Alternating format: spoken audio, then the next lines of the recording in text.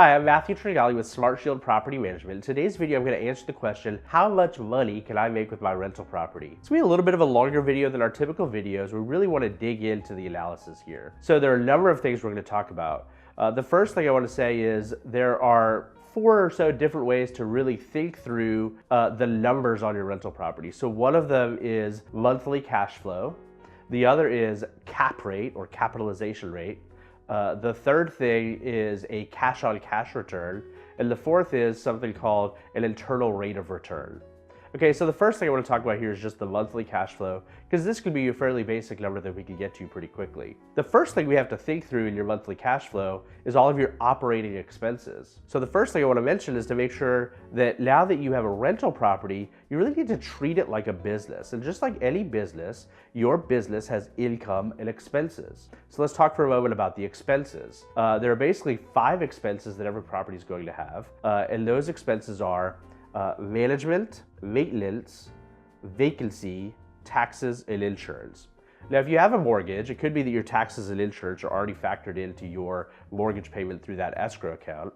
Vacancy, we need to factor in how often the property will be vacant. Maintenance, this will depend on how old or new your property is, how recently you've done certain things to the property, or if it needs some updates. So we need to factor in maintenance costs. And the fifth one is management costs. And even if you plan on being a DIY landlord, I'd still encourage you to factor in that management cost, because number one, your time is worth something. You are the property manager of your property, and that means something. And number two, at some point you may want to hire a property manager, and you should factor those costs in. Now, the quick and dirty number is about 40% of your max gross revenue will take up those 5 categories. Now, the one expense we didn't factor in, you'll notice, is your debt service on the property or your mortgage payment. So some properties may have a mortgage payment and some won't. But if you do have a mortgage payment on your property, you're gonna wanna factor that in. And so now you also have income on your property. Now, it's tempting to say, well, my mortgage payment is $1,200 a month, so therefore I need to make sure I make a rental income of at least this much. Unfortunately, that's not how market economics work. So you'll need to do an analysis or have a property manager that does this for you to figure out what is the market rental rate of that property that you can realistically expect. So now you have expected max gross income on your property, and you take out all of those expenses and do the math and figure out what your monthly cash flow will be. On the typical property where you do have debt service on the property, your monthly cash flow may be $100 to $300 a month. If you don't have that mortgage payment, that debt service, then obviously your monthly cash flow will be a lot higher. So that's monthly cash flow and something you want to think about. All right, now we want to talk about analyzing, is this a good deal? And the way we're going to look at if something is a good deal is looking at the cap rate or the monthly cash flow or the internal rate of return. But before we get to those things, I also want to touch on the 1% rule. This gets a lot of talk in the industry, and it's a very quick way to figure out if a property passes a sniff test or not. So the 1% rule is just this. You look at the total acquisition cost of a property, so the purchase price, closing costs, and upfit cost on the property, add all that together, that's your total acquisition cost. If the market rent on the property is 1% of that number, then it passes the sniff test. This probably will be a good deal, but we'll need to dig into the numbers more to be sure.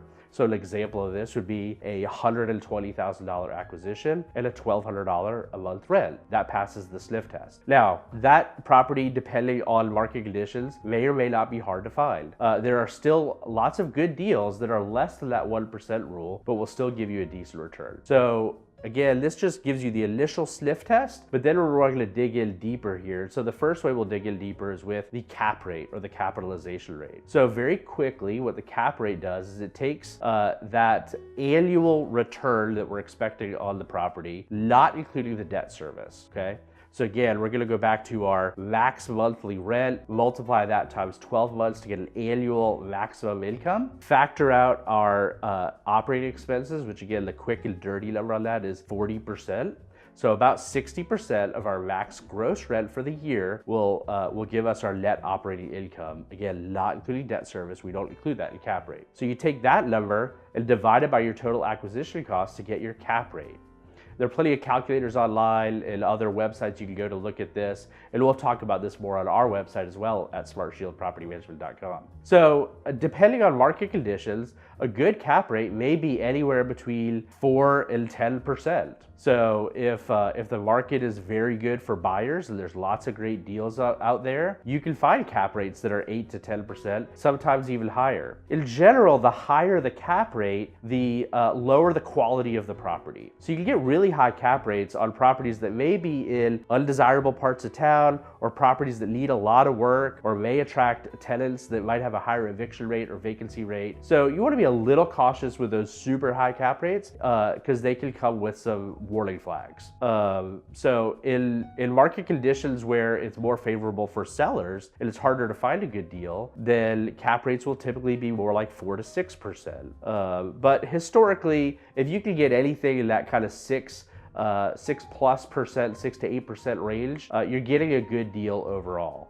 So again, that covers cap rates. The next thing we want to talk about here is your cash on cash return. So you notice in cap rate, we did not at all factor in your mortgage payment. And the reason that's important is the cap rate will tell us whether or not a property is a good deal, independent on whether or not you're buying it all cash or with a mortgage payment. Is just property specific and if that's a good deal on the cap rate. The cash on cash return now analyzes what kind of financing you may use on the property. Now, if you're not getting any financing, if you're paying all cash for your property, then your cash on cash return is actually going to be exactly the same as your cap rate. But if you are getting financing, now instead of looking at the total acquisition cost of the property, now we're just going to look at your cash outlay on the property. So if you're buying a $100,000 property and putting 30% down and $5,000 in closing costs, now we're up to $35,000, and another $10,000 to fix it up, you'd be up to $45,000. So something like that. Whatever is the money out of your pocket that you're having to spend to get in this deal, that's your cash outlay. And now we're going to go back to our monthly cash flow, and again multiply that times 12 months, and that gives you your cash income for the year. Okay, so that's again just how much cash now you're putting in your pocket after you've paid all of your expenses and your debt service. So just like the cap rate, we're then going to divide that cash income number by the cash outlay, and that will give you your cash on cash return. So the internal rate of return, which is the last thing we're going to look at here, is a little more complicated, and there are some calculators online that you can use to dig into that. But basically what the internal rate of return will do is it'll factor in things like depreciation on the property and things like, you know, your tax benefits of the property and things like this. So it gets a little more complicated, but the big picture here that you want to consider is when you're looking at just your cap rate or your cash on cash return, bear in mind you have not factored in your principal pay down on the property and your appreciation on the property. And this is where real wealth creation happens. So even if we have investors that look at a property to buy and they might have zero cash flow or maybe even negative cash flow, but they just love that house in that area and what they know the future appreciation will do there. And so they're willing to sacrifice the monthly cash flow for the long-term wealth creation of simply paying down principal and getting appreciation on the property. So you're going to want to factor those things in as well. Okay, so this was a quick summary and a highlight of all of those things. All of these different categories, you can find lots of information online. If you're looking for somebody to really talk you through it in more detail on any specific deal you're looking at, please feel free to reach out to us at Smart Shield Property Management, the intelligent investor's choice.